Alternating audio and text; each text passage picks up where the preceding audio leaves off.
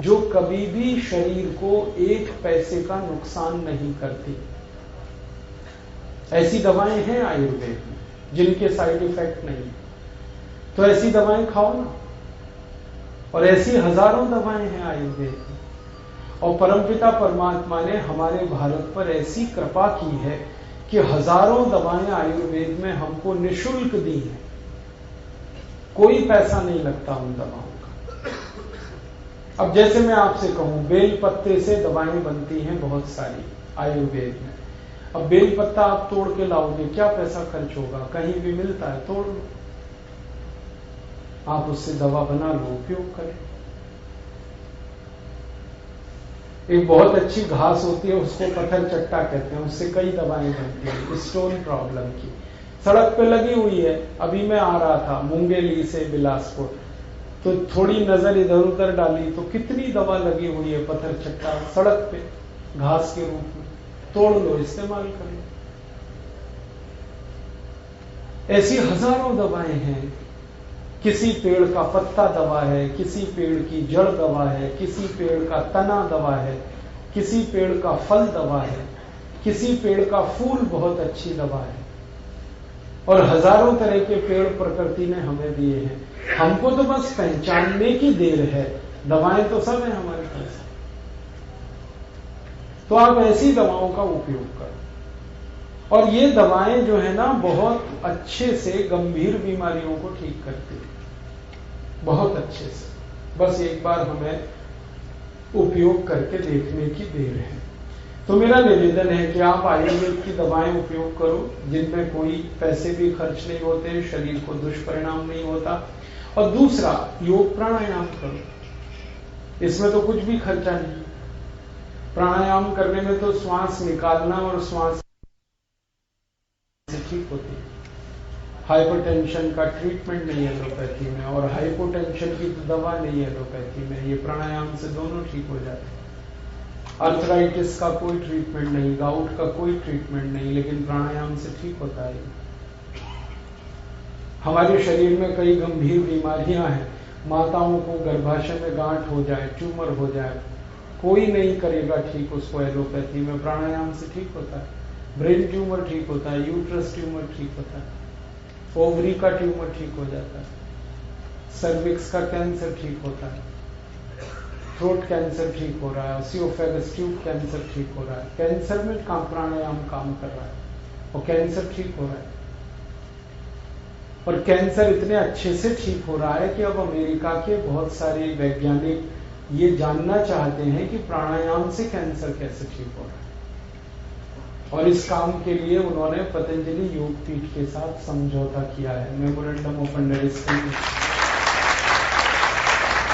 और अब American scientist आने वाले हैं। जनवरी के महीने में बहुत बड़ा कॉन्फ्रेंस हो रहा है हरिद्वार में, इंटरनेशनल कॉन्फ्रेंस हो रहा है। उसमें आ रहे हैं बहुत सारे विशेषज्ञ ये सीखने जानने की कैंसर कैसे ठीक हो रहा है प्राणायाम से।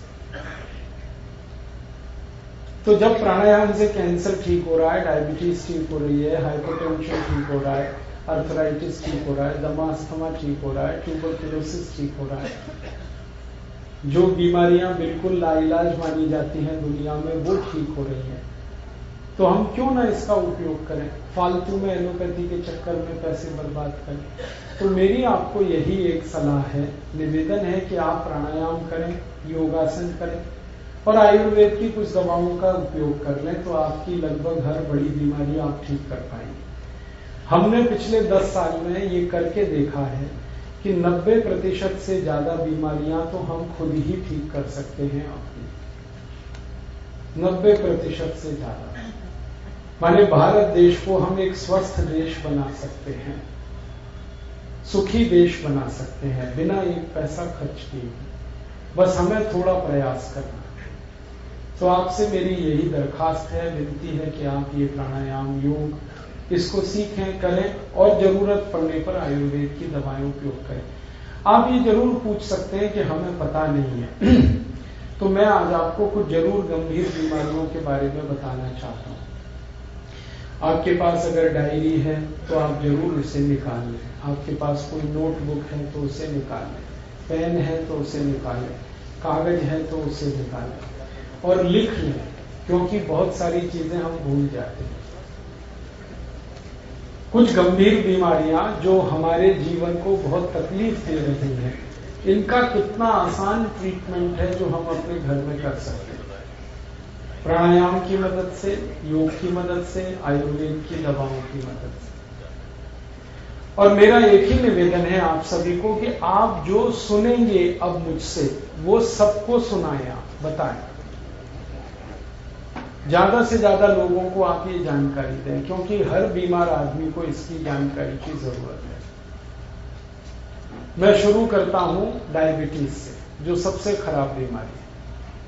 डायबिटीज भारत में 5,70,00,000 लोगों को है और 3 करोड़ को हो जाएगी अगले कुछ सालों में, सरकार ये कह रही है।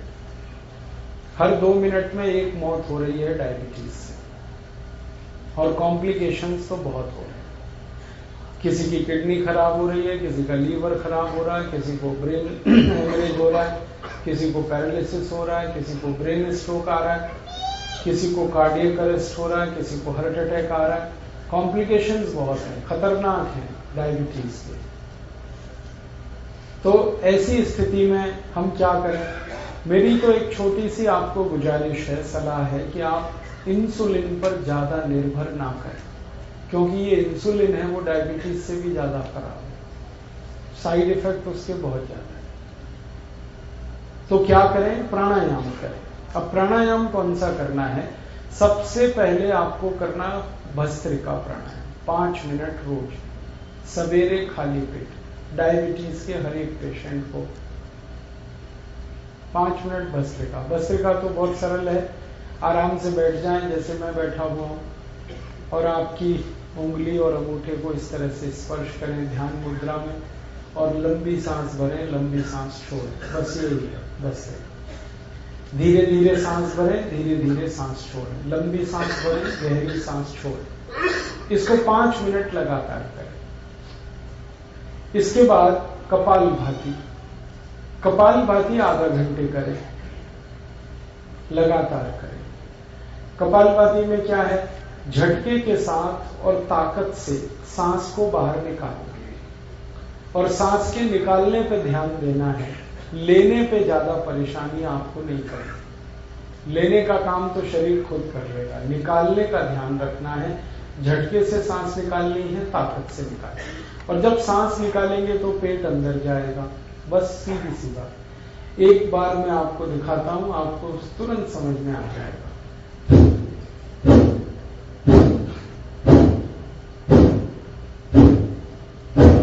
बस ये है कपालभाति प्राणायाम।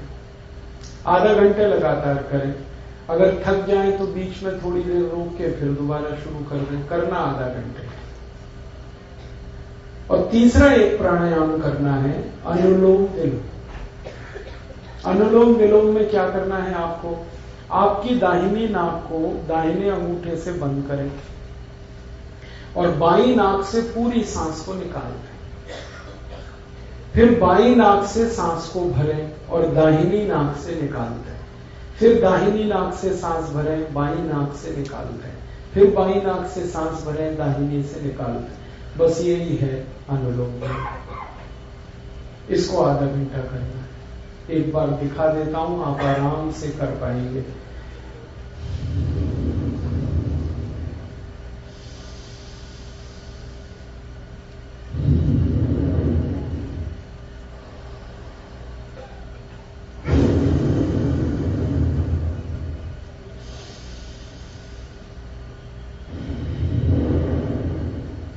बस आधा घंटे ये कर दें अनुलोम विलोम, आधा घंटे कपालभाति, 5 मिनट भस्त्रिका।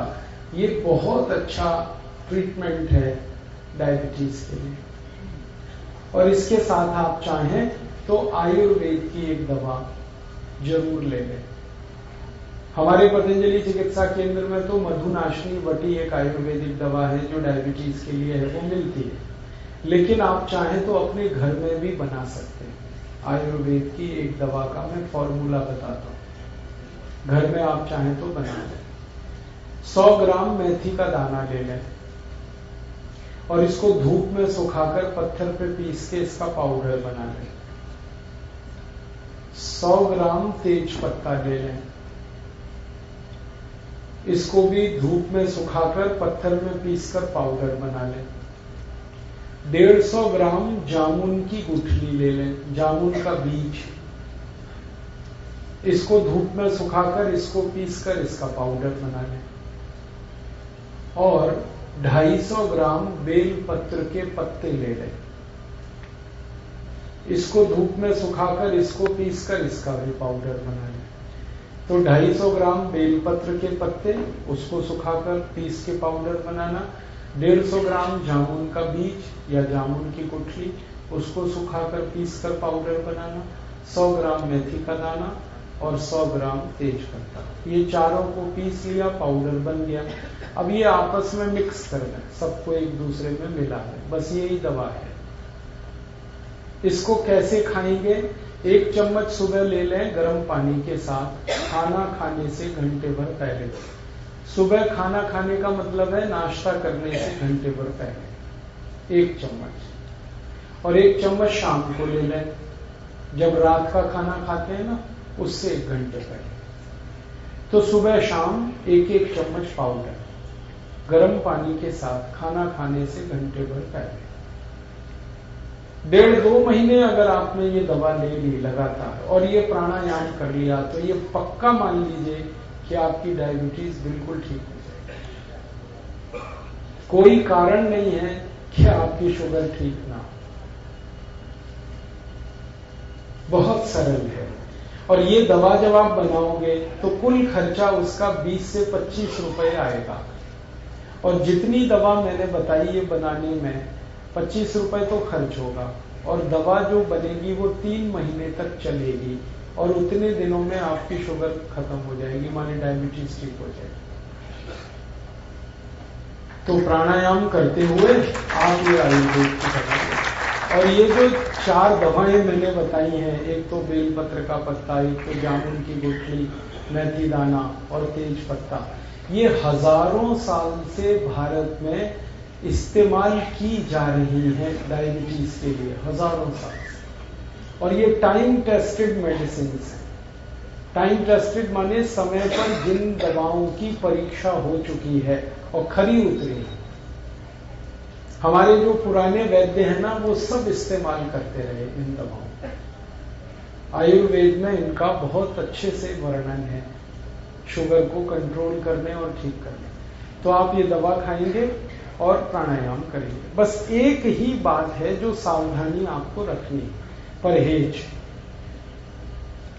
डायबिटीज के सभी मरीजों को थोड़ा परहेज करना है, और परहेज ऐसा करना है कि ज्यादा चीजें ऐसी खाएं जिनमें फाइबर हो, रेशा ज्यादा हो, high fibre low fat diet. घी तेल वाली डाइट कम हो और फाइबर वाली ज्यादा हो, रेशेदार चीजें ज्यादा खाएं। सब्जियां सब में रेशे हैं वो खाएं। दाल जो खाएं वो छिलके वाली खाएं, क्योंकि उनमें रेशा बहुत होता है। छिलके वाली सब दाल खाएं। मोटा अनाज ज्यादा खाएं, मोटे अनाज में फाइबर बहुत होता है, तो मोटा अनाज खाएं। दाल सभी छिलके वाली, सब्जियां भरपूर खाएं। फल आदि ज्यादा ऐसे खाएं जिनमें रेशा बहुत है। तो आपको ऐसी डाइट लेनी है जो हाई फाइबर है और फैट में कम है। और दूसरा एक परहेज है, चीनी ना खाएं, चीनी छोड़, क्योंकि डायबिटीज की इस पूरी बीमारी को ठीक होने में चीनी सबसे बड़ी रुकावट है। आप जो चीनी खाते हैं ना, इसमें तकलीफ ही तकलीफ है। आपको 1-2 बात मालूम है चीनी के बारे में कि इसमें कोई ऐसा पोषक तत्व नहीं है जो आपके शरीर के काम आता हो। चीनी में एक भी पोषक तत्व नहीं। अगर आपको समझाने की दृष्टि से मैं कहूं तो चीनी में कुछ भी कैल्शियम नहीं है, चीनी में कुछ भी फास्फोरस नहीं है, चीनी में कुछ भी आयरन नहीं है, चीनी में कुछ भी मैग्नीशियम नहीं है, पोटेशियम नहीं है। हमारे शरीर को 18-20 सूक्ष्म पोषक तत्वों की बहुत जरूरत होती है। कैल्शियम है, फास्फोरस है, आयरन है, मैग्नीशियम है, पोटेशियम है। इनमें से कोई नहीं है चीनी में। और एक रोचक बात, चीनी में प्रोटीन बिल्कुल नहीं। और चीनी में एक भी विटामिन नहीं है। Vitamin A, vitamin B, vitamin C, vitamin D, कुछ नहीं। चीनी में कोई मिनरल नहीं है जो शरीर के काम आता है। तो आप पूछोगे फिर चीनी में क्या है? जहर है उसमें जो आप खाओ। काम की चीज तो एक भी नहीं है उसमें। आप ये कहोगे चीनी में मीठापन तो है। हाँ, मीठापन है, लेकिन वो मीठापन भी काम का नहीं है अपने शरीर के लिए। चीनी का जो मीठापन है उसको तकनीकी भाषा में सुक्रोज कहते हैं। और ये जो सुक्रोज है ये कभी भी हजम नहीं होता। आपको ये जानते हैं? सुक्रोज हजम नहीं होता, बहुत मुश्किल से होता है। और सुक्रोज खुद तो हजम होगा नहीं, ये तो एक बात है। और जिसके साथ आप इसे खाओगे उसे भी हजम नहीं होने देगा। जैसे खाने के साथ आपने चीनी खाई तो चीनी तो हजम होगी नहीं, खाने को भी नहीं हजम होने देगी। इसमें है क्या जो आप खा रहे हो? मीठापन भी उसका आपके काम का नहीं। देखो, जो मीठापन हमारे बहुत काम आता है उसका नाम है फ्रक्टोज। सुक्रोज भी एक मीठापन है, फ्रक्टोज भी एक मीठापन है। फ्रक्टोज जो है ना वो काम आता है अपने शरीर को। फ्रक्टोज किस में होता है? चीनी को छोड़कर भगवान की बनाई हर मीठी चीज में फ्रक्टोज होता है। जैसे आम है पका हुआ, उसमें फ्रक्टोज है। केला है, उसमें फ्रक्टोज है। अंगूर है, नाशपाती है, अमरूद है, संतरा है, मौसम्बी है, अनानास है, अनार है, ये सब फ्रक्टोज के मीठेपन की उदाहरण है। भरपूर है जी। हाँ, 1 मिनट बात पूरी हो जाए फिर उसको। तो आप जो भगवान की बनाई गई मिठाई है, सीधे शब्दों में कहूं, उसे खाओ। और ये इंसान की बनाई हुई चीनी है, इसे मत खाओ। क्योंकि इंसान जो है ना वो शैतान हो सकता है, भगवान कभी शैतान नहीं होता। चीनी बनाता है आदमी और फल बनाए हैं सब भगवान ने। तो भगवान की बनाई गई मीठी चीजें भरपूर खाओ, उसमें कोई तकलीफ ज्यादा नहीं आएगी आपको। चीनी हटा दो अपने घर से। जो डायबिटिक पेशेंट है वो तो हटा ही दें। जो नॉन डायबिटिक है उनसे भी मेरी अपील है कि आप भी हटा दो। तो आप बोलोगे फिर हम क्या खाएंगे मीठा? गुड़ खाओ ना, गुड़ बहुत अच्छा है आपके। चीनी से 1000 गुना अच्छा है गुड़। मैं गुड़ और चीनी की जरा तुलना समझा दूं आपको। गुड़ में कैल्शियम भरपूर है, गुड़ में फास्फोरस भरपूर है, गुड़ में पोटेशियम भरपूर है, गुड़ में सोडियम भी है, मैग्नीशियम भी है, मैग्नीज भी है। चीनी में ये कुछ भी नहीं।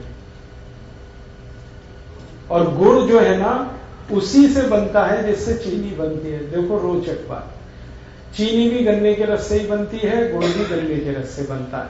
लेकिन गुड़ बनाने में सबसे सरल तकनीकी का इस्तेमाल होता है कि गन्ने का रस गर्म करते जाओ करते जाओ करते जाओ, थोड़ी देर में गुड़ बन जाए। इतना ही है। लेकिन चीनी में बहुत कॉम्प्लिकेटेड टेक्नोलॉजी है जो इस्तेमाल होती है। एक तो जो केमिकल्स डाले जाते हैं चीनी बनाने में, ये सब खतरनाक। अगर आप कभी किसी चीनी मिल को देख लो अंदर से चीनी बनते हुए, तो आप चीनी को छूना भी पसंद नहीं करोगे, खाना तो दूर की बात।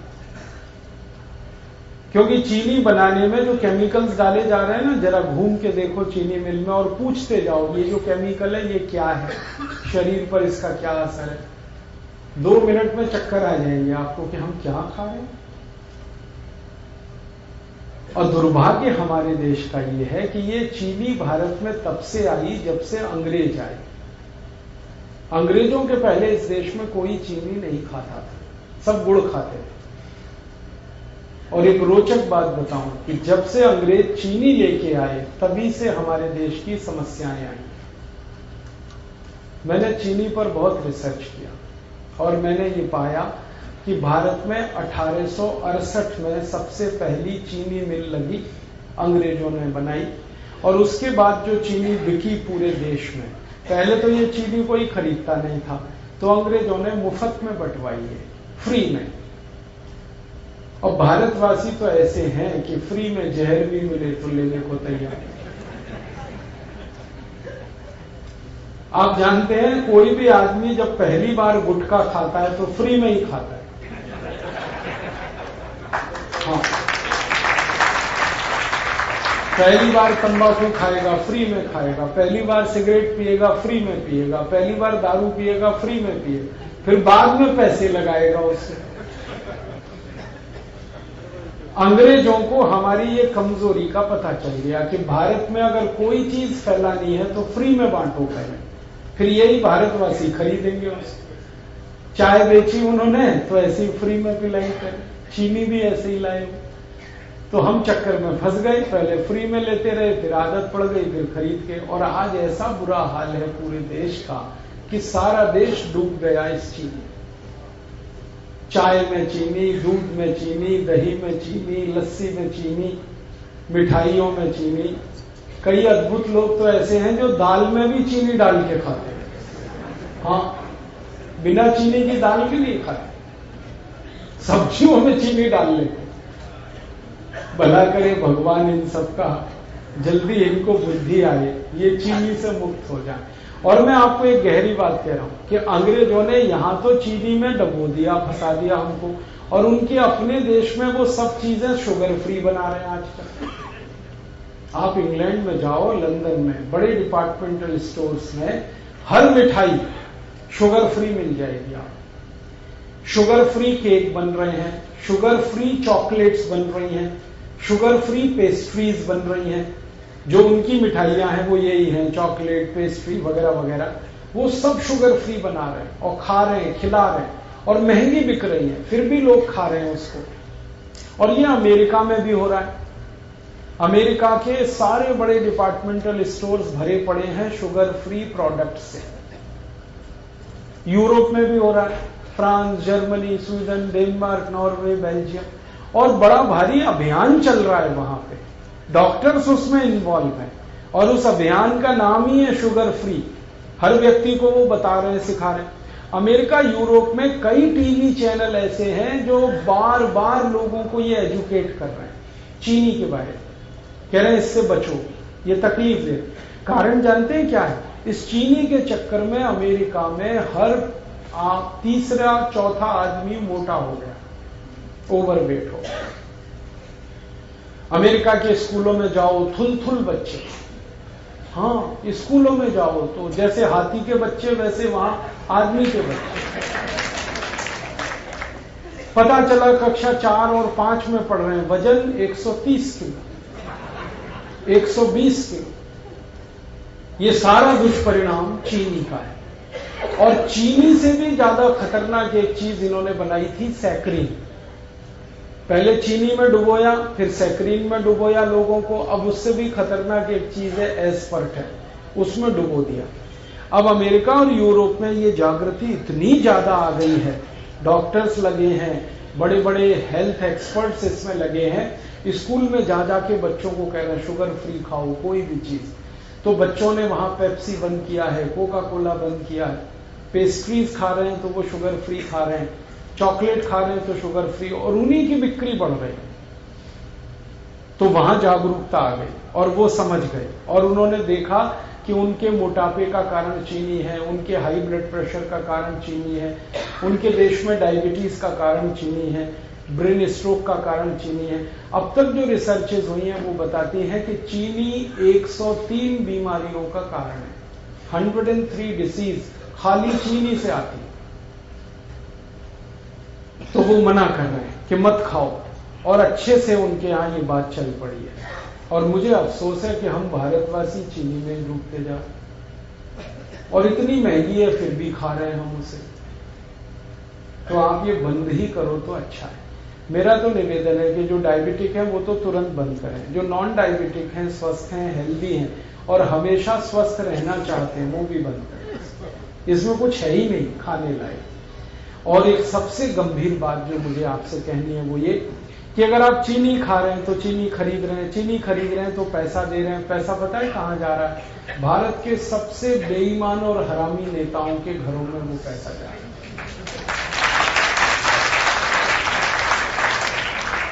आप जानते हैं सारी चीनी मिलें भारत के मोस्ट करप्ट पॉलिटिशियंस की।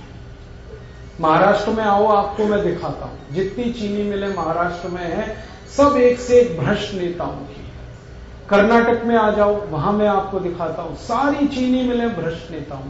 तमिलनाडु में, आंध्र प्रदेश में, पश्चिमी उत्तर प्रदेश में, सारे देश में जितनी चीनी मिलें हैं, मुश्किल से 1% चीनी मिलों को छोड़ दिया जाए जो सरकारों की हैं, बाकी सब भ्रष्ट और महाभ्रष्ट नेताओं की।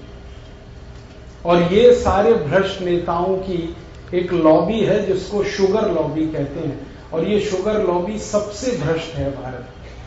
कोई भी कानून बदलवा दें, कोई भी नियम बदलवा दें, इस लॉबी की इतनी ताकत है। आपके खिलाफ कानून बदल जाए, आपके खिलाफ कोई नया कानून बन जाए, ये शुगर लॉबी ऐसे खेल खेलती है। और मुझे दुख है कि आप एक तरफ भ्रष्टाचार खत्म करने के लिए सोचते हैं और सारा पैसा आप चीनी खरीद खरीद के ऐसे नेताओं को दे रहे हैं जो और ज्यादा भ्रष्ट हो रहे हैं और ताकत उनकी बढ़ रही। भारत की संसद में अगर ईमानदारी से आप सांसदों का देख लेंगे ना हिस्ट्री ज्योग्राफी, तो 70% से ज्यादा सांसद इस शुगर लॉबी के हैं। और इन्होंने कंट्रोल कर रखा है पूरे देश की पॉलिटिक्स। प्राइम मिनिस्टर कोई बने, चलती इन्हीं की, और हर पार्टी में घुसे हो। और ये एक भी ऐसा कानून नहीं बनने देते जो चीनी के खिलाफ जाए। आपको मालूम है गन्ना सबसे सस्ता खरीदा जाता है इस देश में, और चीनी सबसे महंगी बिकती है इस देश में। ये क्या चक्कर है भाई? लूट रहे हैं ये सारे देश। गन्ना किसानों को 3-3 साल पेमेंट नहीं करते ये चीनी मिल वाले। किसान बेचारे तड़पते, परेशान होते, चक्कर काटते रहते, और पेमेंट होता है तो भी सबसे कम कीमत वाला, और चीनी सबसे महंगी कीमत पर बेचते हैं। बीच का सारा पैसा लूट के ये अपनी खराब राजनीति को और देश के ऊपर गलत कानूनों को थोपते रहते हैं। तो अगर आप चाहते हैं कि ये देश करप्शन फ्री हो और इस देश के भ्रष्ट नेताओं को हम किनारे करने में कामयाब हों, तो शुगर लॉबी को अटैक करना पड़ेगा। और शुगर लॉबी का अटैक हिंदुस्तान का हर गरीब आदमी कर सकता है। वो चीनी छोड़ दे। जैसे ही आप चीनी खरीदना बंद करेंगे, वैसे ही आपका पैसा भ्रष्ट नेताओं के हाथ जाने से बचेगा। फिर आप उसकी जगह गुड़ खरीद लो। गुड़ जब आप खरीदोगे तो वही पैसा किसी गरीब किसान के घर में जाएगा, और गरीब किसान को आपकी बहुत मदद चाहिए, क्योंकि वो नंगा है, भूखा है, आत्महत्या करने के लिए मजबूर है। हर साल इस देश में 56,000 किसान आत्महत्या कर रहे हैं। क्यों?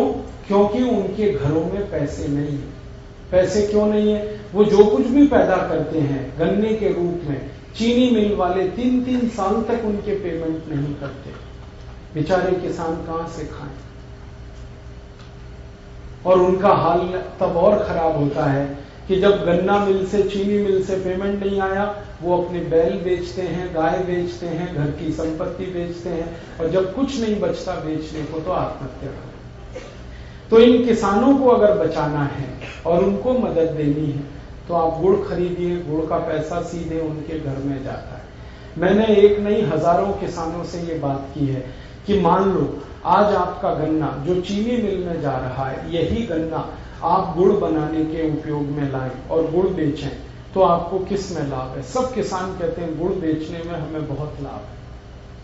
वो कहते हैं एक तो कैश पेमेंट मिलता है हमको, और ज्यादा पैसा हमारे घर में आता, और खर्चा हमारा कम होता है। और चीनी मिल में 3-3 साल तो पेमेंट नहीं मिलता, और सबसे कम कीमत देते हैं ये सारे चीनी मिल वाले।